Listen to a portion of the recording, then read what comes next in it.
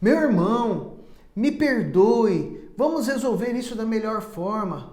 Você vai se ver comigo no tribunal, eu vou te processar. Meu irmão, eu reconheço que eu errei. Como eu posso resolver este meu erro? Queridos, tem muitos irmãos que têm uma grande dificuldade de resolver problemas. Se você quer saber mais sobre esse assunto, o seu lugar é aqui. Meu nome é Tiago e este é o Pão em Casa.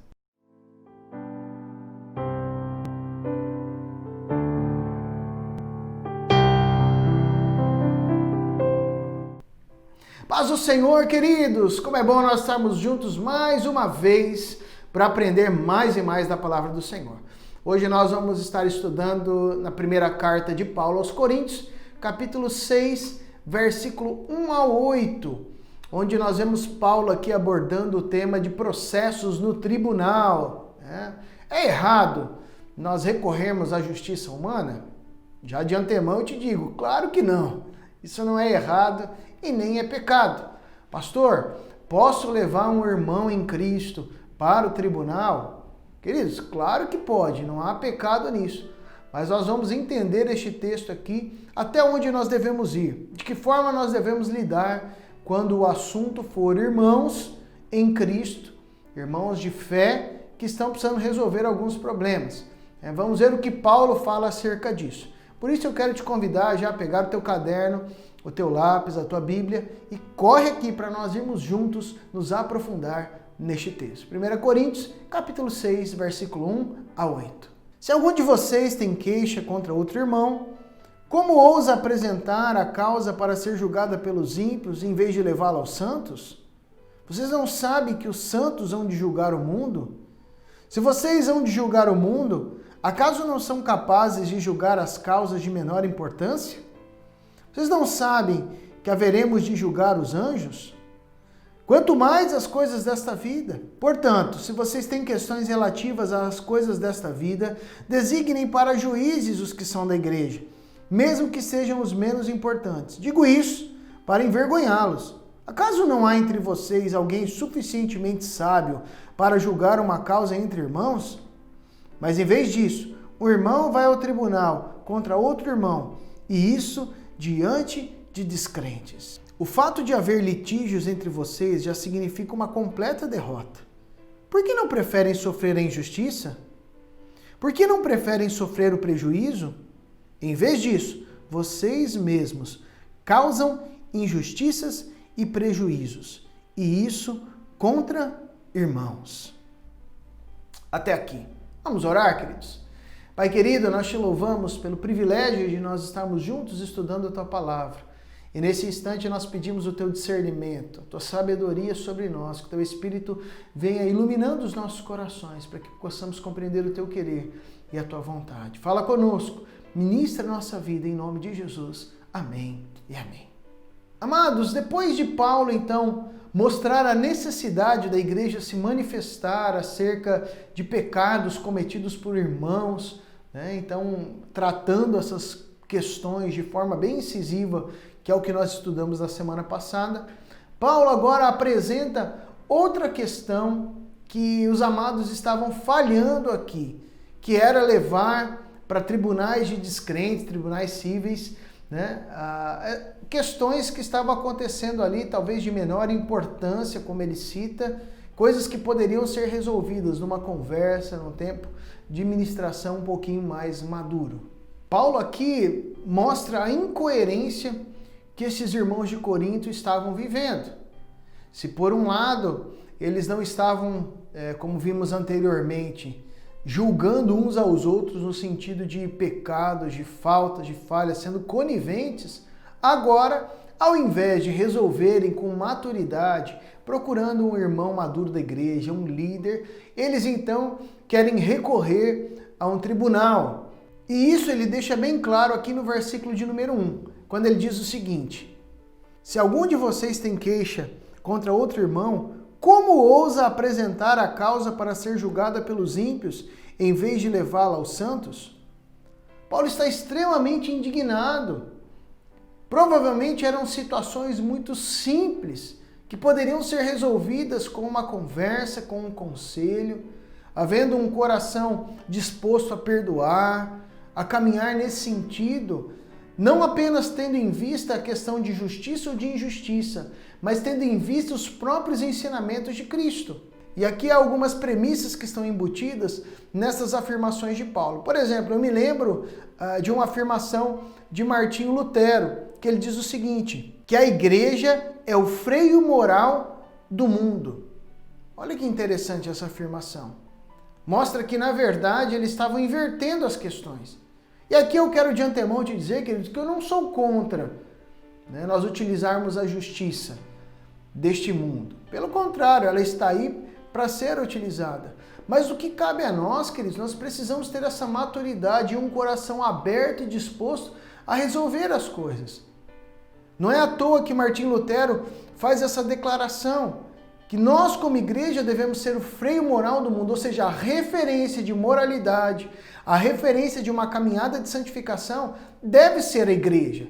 Isso não implica que a igreja não peca, isso não está implícito que a igreja é perfeita, jamais, mas que mediante o pecado há arrependimento, que mediante há causas complicadas há uma capacidade de se resolver as questões. Paulo mostra que há uma falta de entendimento da posição que eles ocupam em Cristo, uma posição de nobreza, uma posição que está acima dessas picuinhas e dessas questões naturais da vida. Entenda que o que Paulo está querendo dizer para os irmãos é que quando Cristo voltar, Ele mesmo será o juiz das nossas vidas.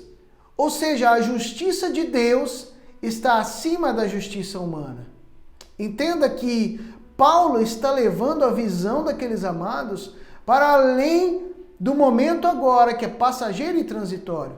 E dizendo, irmãos, se vocês não conseguem resolver queixas contra os irmãos, situações, agora estão procurando a justiça terrena, imagine quando Cristo voltar. Ele vai julgar, inclusive, esses tipos de atitudes, essa falta de maturidade e essa incoerência de vocês no que diz respeito à caminhada cristã. Portanto, queridos, nós devemos ser capazes de solucionar esses problemas do dia a dia no nosso cotidiano. Ao invés, queridos, de recorrer a pessoas que muitas vezes são incrédulas, não têm o entendimento cristão das coisas. Não é possível, queridos, nós não conseguimos ter um conselho maduro, idôneo e imparcial dentro da caminhada do corpo de Cristo. É isso que Paulo está dizendo. Nós sempre teremos, queridos, irmãos e irmãs que são maduros, idôneos, que poderão dar um conselho imparcial, segundo a palavra de Deus, para resolver essas situações do dia a dia. Eu quero aqui apresentar um caso fictício para apimentar um pouco as coisas aqui, para que você possa refletir e pensar na melhor forma de resolver este caso. Vai lá! Nós temos dois irmãos, um então João, que era presbítero da igreja, o outro Marcos, que era então diácono. Os dois, um belo dia, resolvem fazer uma sociedade de uma microempresa. Então a empresa vai crescendo, caminhando, e com o passar do tempo, as coisas vão caminhando muito bem. Mas acontece que João adoece. Ele senta então com seu sócio, que é diácono da igreja, Marcos, conversa com ele e fala, olha Marcos, eu estou bem doente e preciso de uma retirada da empresa para fazer o meu tratamento. Marcos, no primeiro momento, concorda plenamente com isso, os dois assinam a documentação. E João, então, inicia o seu tratamento. Com o passar do tempo, queridos, por causa desta retirada e da ausência de João pelo tratamento, a empresa perde as forças e logo vai à falência.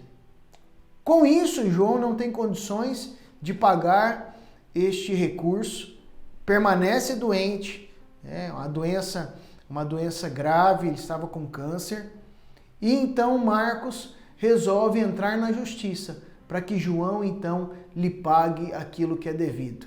Como você lidaria com essa situação? Ambos concordaram com a retirada. João permanece doente, com estágio bem avançado de câncer, e Marcos recorre então à justiça comum para que ele receba dinheiro. João não tem emprego, não consegue trabalhar, a empresa foi à falência. Como resolver isso? Eu não vou trazer aqui uma resposta prática, mas eu gostaria de te deixar pensando. Se fosse você, segundo os princípios da palavra de Deus e a caminhada, como você resolveria essa situação? O terceiro momento que Paulo apresenta aqui diz respeito ao desprezo pela sabedoria que os coríntios estavam apresentando aqui. Sabedoria que outrora eles se gabavam, de tê-la. Está aqui a partir do versículo de número 5. Vamos ler juntos? Digo isso para envergonhá-los. Acaso não há entre vocês alguém suficientemente sábio para julgar uma causa entre irmãos? Mas em vez disso, o irmão vai ao tribunal contra outro irmão, e isso diante de descrentes. O fato de haver litígios entre vocês já significa uma completa derrota. Por que não preferem sofrer a injustiça? Por que não preferem sofrer o prejuízo? Em vez disso, vocês mesmos causam injustiças e prejuízos, e isso contra irmãos. Os coríntios, queridos, gabavam-se da sua sabedoria, e aqui Paulo coloca em xeque isso. Poxa, será que não tem nenhum sábio no meio de vocês para ajudar a resolver essas situações? Mas é claro que havia, querido. Sempre há uma pessoa sábia para nos ajudar. O problema reside nas pessoas que estão envolvidas. Há muito orgulho, há muita soberba e uma inclinação muito grande a permanecer da mesma forma. As pessoas não querem se arrepender, as pessoas não querem abrir mão de, entre aspas, do seu direito. Queridos, é muito forte aquilo que Paulo está tratando aqui. Nesse sentido, se você precisa resolver um conflito, querido, procure essa pessoa essa semana ainda. Resolva. Não fique com pendências juntamente com seus irmãos. Resolva da melhor maneira possível. Finalmente, nos versículos 7 e 8, Paulo coloca que é uma grande derrota viver desta forma. Paulo coloca que esta atitude de recorrer a um tribunal, dentro do ponto de vista eclesiástico, seria uma completa derrota, mesmo que o irmão tivesse razão naquela demanda. Paulo coloca ainda mais que seria melhor sofrer a injustiça e o prejuízo, ao invés de recorrer a tribunais onde nós encontramos pessoas descrentes. Ao invés disso, os coríntios não apenas estavam injustiçando uns aos outros, como também cometendo danos contra os seus próprios irmãos. Na época, queridos, em que essa epístola foi escrita, a justiça funcionava de uma maneira um pouquinho diferente. Os juízes eles ficavam então à porta da cidade, ali assentados, e as pessoas então iam procurá-los pedindo um conselho para resolver então as suas demandas. E o que acontece é que o questionamento de Paulo vai muito além, porque será que o Espírito Santo não poderia ministrá-los? Será que pessoas idôneas não poderiam dar um conselho? Eles precisavam se expor, levar o irmão na frente de todas as pessoas para procurar um juiz para resolver essas situações? Nesse sentido, queridos, o que nós entendemos é que não é pecado você levar questões de litígio para a justiça comum nos dias atuais. Mas o que deve acontecer é o seguinte, que se faça todo o esforço dentro do ambiente eclesiástico para que as questões sejam resolvidas. E somente em última instância, uma vez esgotadas as possibilidades dentro do ambiente da igreja, em última instância, então, deve-se recorrer à justiça comum para se resolver alguma questão. Infelizmente, queridos, os crentes estão fazendo alardes dos seus fracassos, quando já em primeira instância estão procurando a justiça comum nos tribunais. Acabam lavando roupa suja em público. Ou pior, muitas vezes lavam a roupa suja em público nas redes sociais. E muitos se tornam então os juízes dessas causas, colocando e expondo irmãos e situações nas redes sociais e na mídia. Aqueles que são de fora automaticamente já se manifestam com tamanha incoerência que eles enxergam na vida dos cristãos. Por isso, querido, nós podemos ver nos dias atuais que os escândalos com os clérigos, com as lideranças religiosas, são tão atrativos para as mídias e para os jornais atualmente. Eu não estou aqui, querido, abrindo uma concessão para pecados. E nem tampouco estou dizendo que nós devemos varrer essa sujeira para debaixo do tapete. Porém, queridos, eu estou aqui mostrando que há formas e formas de nós punirmos e corrigirmos as falhas uns aos outros, sem que haja uma exposição para aqueles que não compreendem a realidade. Volto a dizer, a instância jurídica comum é o último caso para questões que não conseguiram ser resolvidas no âmbito da igreja. Quando eu vejo uma notícia, querido, de um irmão que pecou ou de uma situação de corrupção, como nós temos visto hoje em dia, o que acontece, querido, é que meu coração ele fica extremamente entristecido. Não frustrado pelo pecado das pessoas. O ser humano, ele é falho, e onde há liberdade para a carne, não há o que esperar. Mas eu fico com o coração cheio de amor, de piedade, querendo ver sim uma correção, um arrependimento, para que essas pessoas, para que caia a ficha, né? E se arrependam verdadeiramente. Nós temos visto muitos que continuam na mentira, não há arrependimento, né? Então vai para as últimas instâncias mesmo, que é recorrer à justiça pública. Mas na prática, queridos, meu coração fica entristecido pela vergonha na fé, pelos escândalos. A própria palavra de Deus diz que seriam inevitáveis os escândalos, mas ai daqueles por meio de quem os escândalos vêm.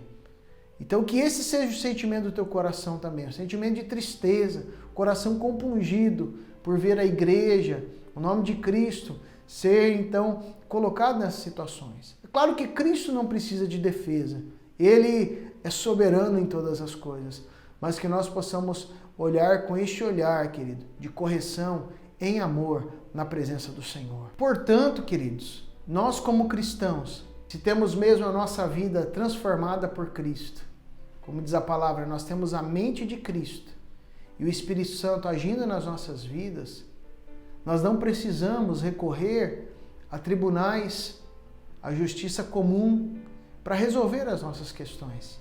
Deixa o Espírito Santo mover o teu coração em perdão. Deixa o Espírito Santo mover o teu coração em misericórdia. Deixe o Espírito Santo agir na tua vida.